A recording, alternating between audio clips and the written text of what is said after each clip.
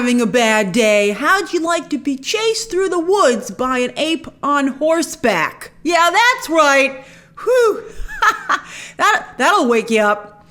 But yes, despite their cerebral qualities, the Caesar trilogy never quite captured the oh shit, this is all very wrong, visceral quality of the 1968 original film. And fascinatingly, while the original film attributed this reversal of evolution to nuclear war, now it's all thanks to a man-made virus, shades of COVID, although of course the Caesar trilogy started before COVID.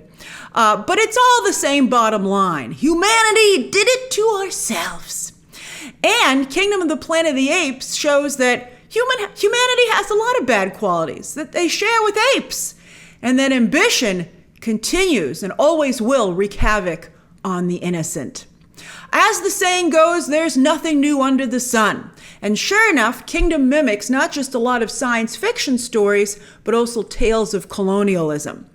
However, what makes this story and this franchise, when it's at its very best, unique, is the idea of another species leveling up to mankind. You know, it's interesting. I was talking to a friend of mine, and they pointed out that, you know, artificial intelligence has some of the same qualities, I guess, where machine levels. It's you know, mankind has so enjoyed autonomy and dominance and supremacy. I guess, you know, it's scary to think of anything challenging that, you know, being on the same level or perhaps above. Very, very interesting. What if your dog not only turned to you one day and could speak, but wanted to have a philosophical discussion, disagreed with you, had its own agenda, and was effective? You'd be like, uh-oh. And here, both sides think the other side is the dog, which was used to great comedic effect several times, particularly at the beginning of this film. I thought that was very, very well done. But it gets even trickier with humans and apes because we're distant ancestors. Instead of looking at a face that seems alien, it seems familiar. But while we are very similar, we are still, bottom line, different species. That's very bottom line. A divide that in almost every way simply cannot be overcome. You're like, we're so similar, but yet we are not. You know, I think that context in this film is very well done. That makes Kingdom also like the 1968 film in another way. The attraction between the human, you know, I gotta tell you, the 1968 film was pretty interesting. But there was an attraction between the human Taylor and the ape Zira, and it manifested itself in a kiss. And while Noah and May, well, I don't want to give away any spoilers, but there definitely seems to be an attraction here. It's never, I think, quite as overt. Well, maybe you'll feel it is, as the Taylor and Zira situation. But I felt that there was an attraction between the two of them. And even more interesting, something that May uses to her advantage. So Taylor and Zira's flirtation was innocent and idealistic. Yet here, Noah and May's relationship is far more emotionally complex, which makes it all the more realistic and interesting. That was really interesting what they did here. From its ad campaign, Kingdom has seemed not just like yet another Planet of the Apes movie, but a step back, a simpler film, whereas the last few films have been very complex. As I said, very cerebral. Well, one reason that the ad campaign seems that way is that it's keeping a large part of the movie hidden. You know, I was looking up, getting ready to go to my screening, and I saw that the film was 2.5 hours long. And I was like, what the heck are they going to do with all that time? But I was delighted to see that they really could fill it. I was like, oh, wow, you have a surprising amount of story here. I'm so proud I'm pleased that, especially today, that a lot of these things have not gotten out. And one of the reasons that I would encourage you to maybe see this film in theaters is to avoid having these surprises ruined for you. So not only are they keeping a lot of the movie hidden, but while the film is a step back, it's not in complexity, but instead, again, as I said, it's a step back to the 1968 original. What made that film, you know, stand out and become the instant classic that it did. Like, as good as the Caesar trilogy was, I don't think that it ever kind of had the emotional effect that the 1968 film did. And I think that this one comes much closer because it's also a more intimate story and a more emotional story like that first film. Speaking of that first film, I also was wondering while I was watching this latest one, when are we going to get a full-on civilization of apes that wear clothing, live in buildings, and have jobs like scientists? I mean, you can see the story starting to turn in that direction here ever so slightly. But I mean, again, I really like this movie, but I think after this one, I think this is like a standalone in the Apes franchise. I think we're ready to fast forward yet again after this. I mean, Wes Ball's moving on to Legend of Zelda, which we're going to talk about. I'd be like, great job, Wes. You know, and like you go off and do Zelda, and let's move forward with the Apes timeline yet again. So speaking of the timeline, Kingdom takes place around 300 years after the time of Caesar. When apes, the original trilogy was the beginning, where apes and humans started to switch places.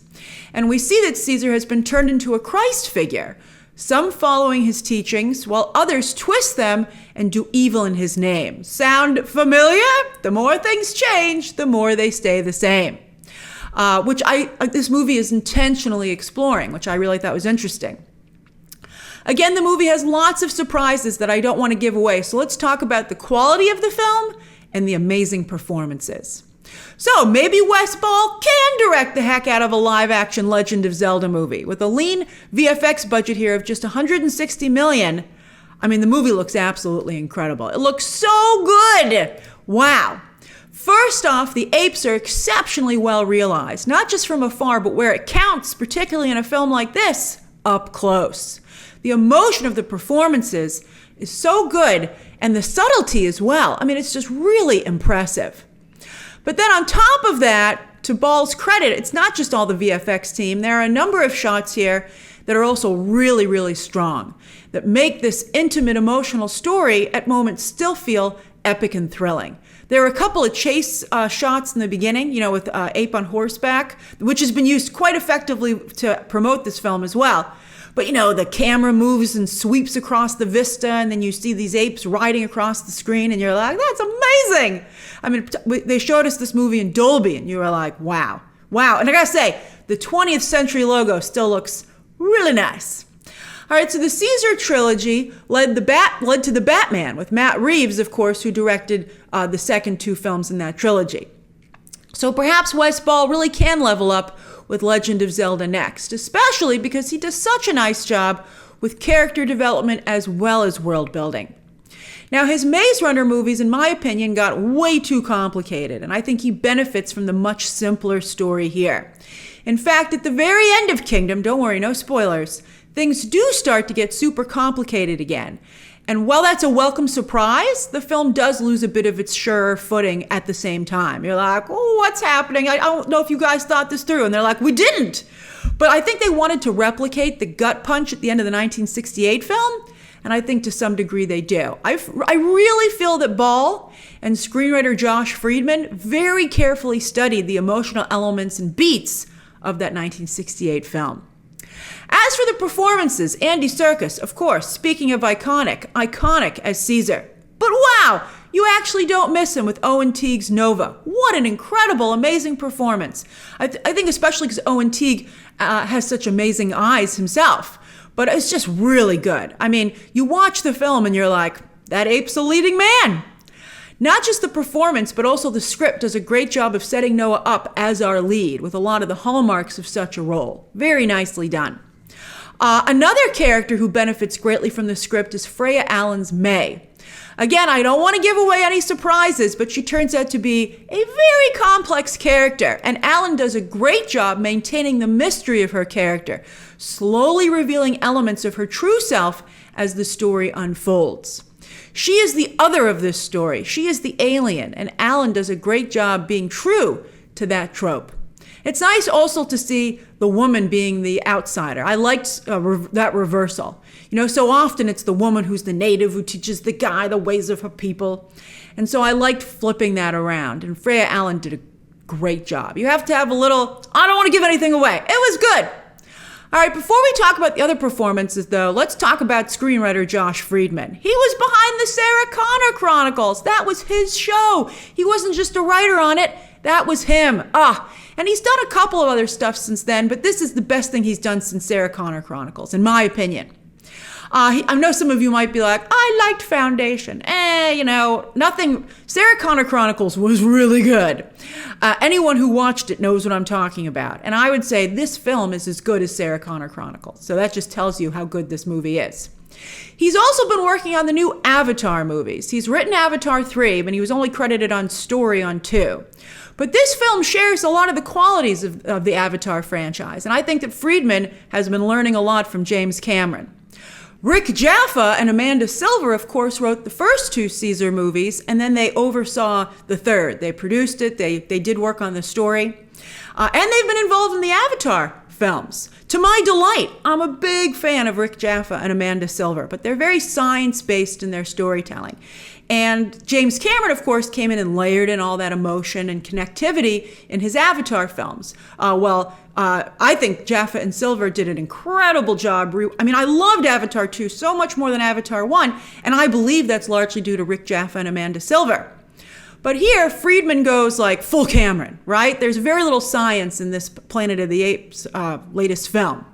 And Friedman, like Cameron, focuses much more on the emotion and the connectivity. And I do wonder if he'll see similar box office results.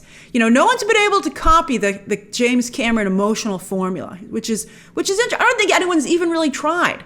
But I wonder if Josh Friedman, that crazy bastard, has gone in there and learned it. That would really benefit him. And by the way, he's also done rewrites on the upcoming Fantastic Four movie. So that's promising as well.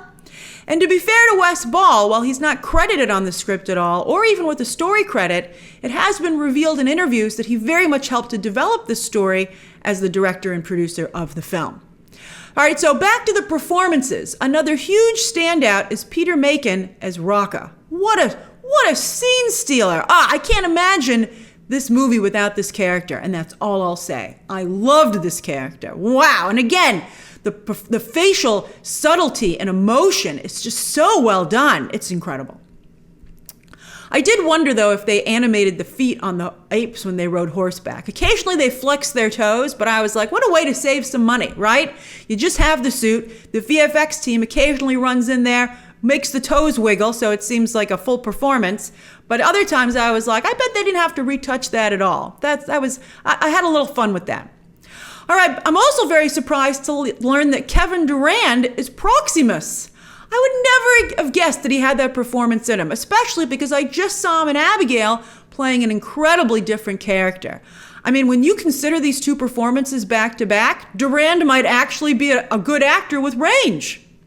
William H. Macy also shows up. I didn't know he was going to show up, but I saw him on the red carpet when they had the premiere last week.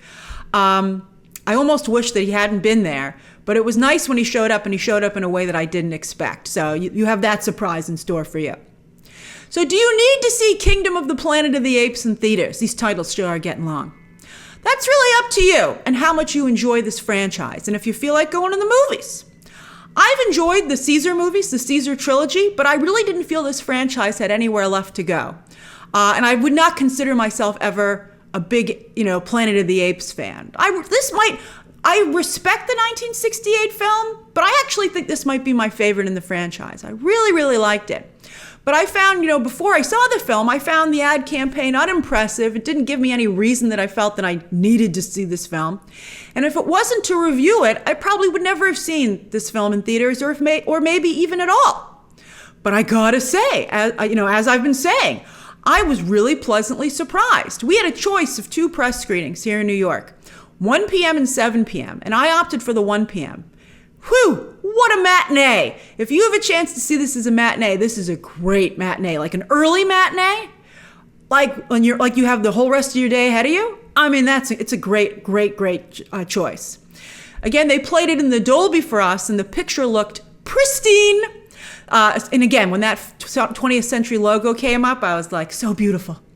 The theater was comfy and clean, my audience well-behaved, and if you think you have a shot at a similar experience, and I have to say matinee audiences tend to be a little better behaved, I'd say go for it. If you feel you can wait, that's fine as well, but down the line, Kingdom will make an excellent digital purchase or rental. You might even wait until it's on Disney Plus or Hulu, but at some point, I recommend that you click Kingdom of the Planet of the Apes. And I'm pretty confident that when you're done, like me, you'll feel, wow, that was a really great watch. All right, so that's my review of Kingdom of the Planet of the Apes, hitting theaters this weekend. Avoid those spoilers. Again, one of the main reasons I would tell you to see it as soon as possible is to avoid having someone ruin for you a lot of the surprises in the film, particularly in that third act. All right, so share your thoughts down below, subscribe today, and of course, as always, you can check out some more videos right now.